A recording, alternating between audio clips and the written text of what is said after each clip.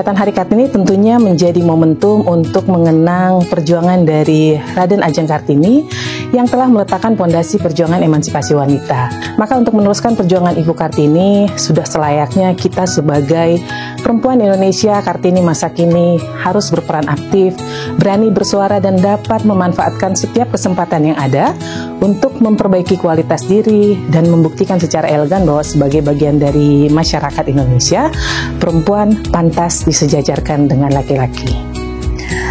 Makna Hari Kartini itu menurut kami ada 4 hal yang perlu dimaknai.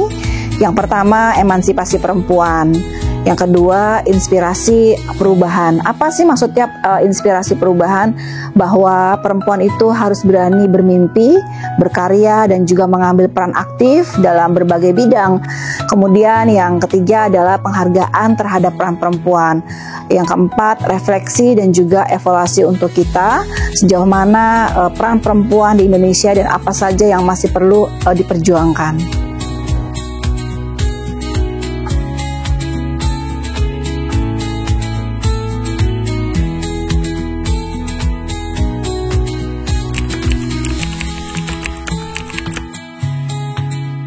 Kalau kita bicara tentang kesetaraan gender, kerap kali ada pemahaman yang keliru dalam memahami tentang persamaan hak antara pria dan wanita, di mana seolah-olah perempuan menuntut untuk mendapatkan privilege melalui kuota keterwakilan perempuan 30%. Maka menjadi penting nih untuk mematahkan stigma bahwa keberadaan perempuan itu hanya sebagai keterwakilan 30% saja. Nah, caranya bagaimana? Tentunya perempuan harus meningkatkan kualitas diri dan kemampuan dirinya untuk berkompetisi. Nah, bagaimana kemudian peran dari keterbukaan informasi? Melalui keterbukaan informasi publik memungkinkan perempuan memiliki pengetahuan dan pemahaman yang lebih luas dan dapat turut berpartisipasi dalam kehidupan berbangsa dan bernegara. Informasi juga tentunya dapat meningkatkan rasa kepercayaan diri dari perempuan. Kemudian dapat juga mengembangkan keterampilan dirinya, ya, menjadi lebih mandiri, mempunyai banyak pengalaman, dan perempuan kemudian akan berani bersuara atas berbagai kebijakan yang mungkin tidak sesuai dengan harapan. Kemudian dengan pengetahuan dari berbagai informasi yang dimilikinya, perempuan akan lebih mudah untuk mencari pekerjaan, ya, yang mungkin sesuai dengan pengalaman dirinya untuk kemudian meningkatkan ekonomi keluarganya.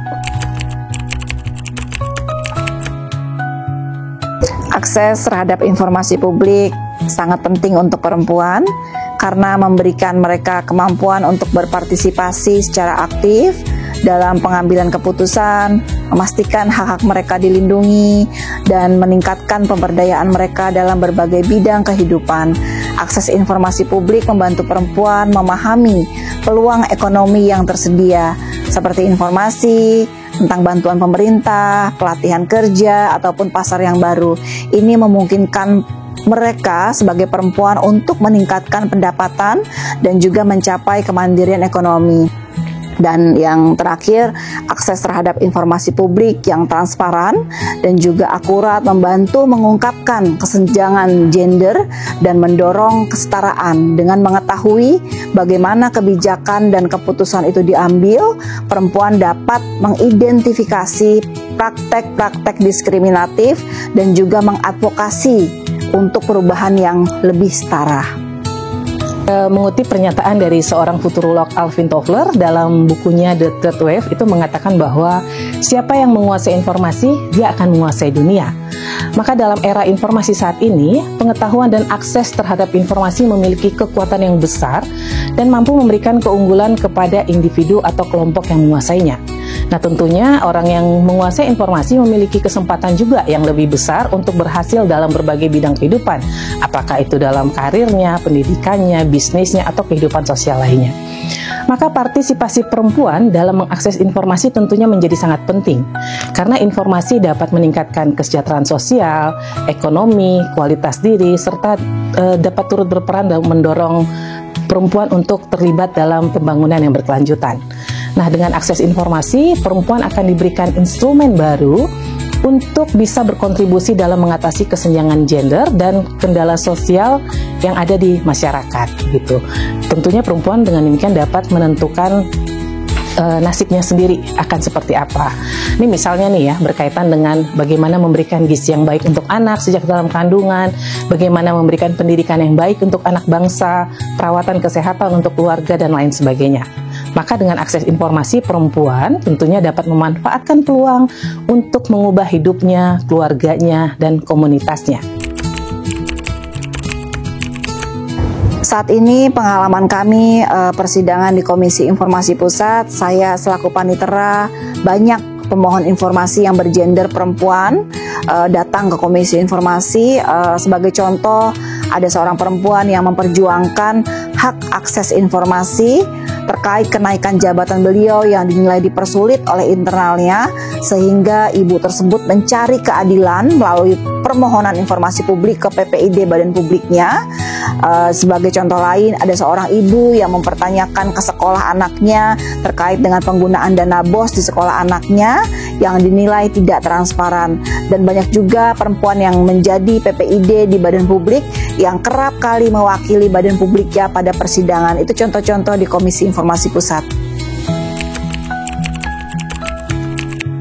Ya, di masa sekarang ini kemudahan berkomunikasi dan kecepatan arus informasi tentunya memudahkan bagi para perempuan untuk memperjuangkan nilai, hak, dan kesempatan di dalam berbagai aspek kehidupan di masyarakat. Nah, saat ini baik negara, masyarakat, dan keluarga ini sudah banyak nih yang memberikan support bagi keberadaan perempuan di semua sektor. Harapannya tentu saja perempuan Indonesia dapat memanfaatkan berbagai kemewahan yang sudah tersedia nih. Adanya komunikasi, dukungan, dan yang paling penting adanya keterbukaan informasi nih di berbagai sektor. Maka perempuan harusnya mau berperan aktif untuk mengakses informasi, menggunakan hak untuk tahunya guna meningkatkan kualitas dirinya. Jadi partisipasi aktif dan hak untuk tahu berbagai informasi publik tentunya akan membantu perempuan untuk dapat berpartisipasi lebih penuh dalam kehidupan sosial, ekonomi, politik, karena informasi turut menjembatani kesenjangan gender, membantu dalam proses pengambilan keputusan, dan dapat menghubungkan perempuan dengan berbagai sumber daya yang dibutuhkan untuk mencapai keberdayaan ekonomi. Satu pesan saya bahwa makna kita sebagai perempuan itu lembut bukan berarti lemah, kuat bukan berarti kasar. Menggambarkan itu adalah sosok perempuan sejati sesungguhnya. Apa artinya dengan kata-kata itu? Lembut dalam sikap, namun tegar dalam prinsip.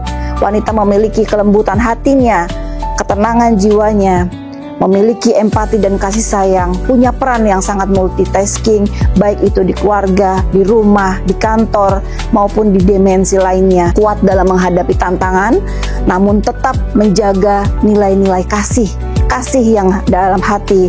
Itu yang perlu kita terus-menerus tumbuhkan. Keseimbangan antara kekuatan dan kelembutan. Seorang wanita bisa menjadi tempat berlindung yang paling aman untuk keluarganya dan juga memberikan kemanfaatan, menginspirasi. Seperti contoh banyak perempuan-perempuan hebat di Indonesia ini, kita dari rumah bekerja meninggalkan keluarga, itu kita harus memiliki manfaat yang seluas-luasnya untuk tempat kita bekerja. Jadi jangan cepat putus asa, teruslah bermimpi dan berani. Ya, pesan saya, jadilah perempuan Indonesia yang cerdas, handal, dan berdaya, serta berkontribusi positif bagi keluarga, lingkungan masyarakat, dan kemajuan bangsa.